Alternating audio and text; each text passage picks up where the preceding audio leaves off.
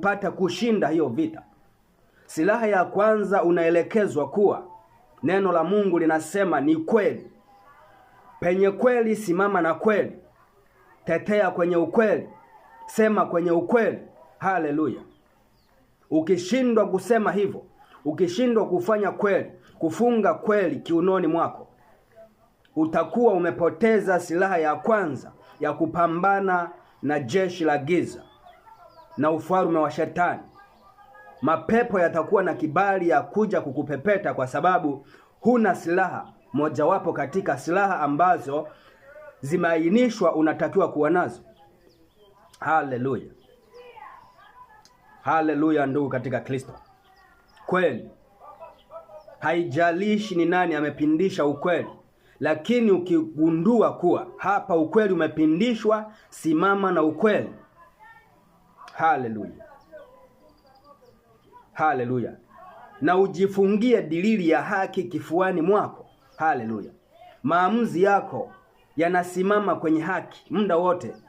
Kila unachokitoa kifuani mwako, msimamo wako, mapendekezo yako yawe na haki pasipo ubaguzi. Chochote unachokitenda ukitende kwa haki.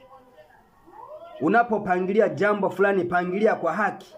Unapogawa majukumu, gawa majukumu kwa haki. Unapohukumu jambo, hukumu kwa haki. Haleluya. Ndio maana kujifunga dilili ya haki kifuani, kwa sababu kifua ndicho kinachobeba mambo. Haleluya. Kifua ndicho kinachobeba mambo. Kwa hiyo unapaswa kuwa na maamuzi ambayo ni thabiti, maamuzi ya haki. Haijalishi ambaye amevunja haki ni yupi. Yule mwenye haki anastahili kuwa na haki.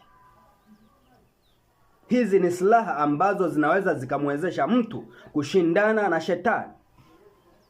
Na hizi silaha ni unapaswa kuziishi ili kila muda uwe tayari kwa uovu atakaoinua Shetani kwako.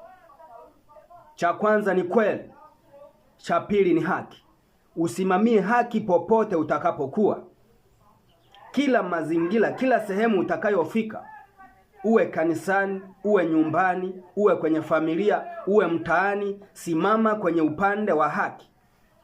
Utoe maamuzi ya haki. Utazame kwa mtazamo wa haki. Haleluya. Ukifanya hivyo, silaha ya haki itakuwa ndani yako. Haleluya. Bwana asifiwe sana. Bwana asifiwe sana.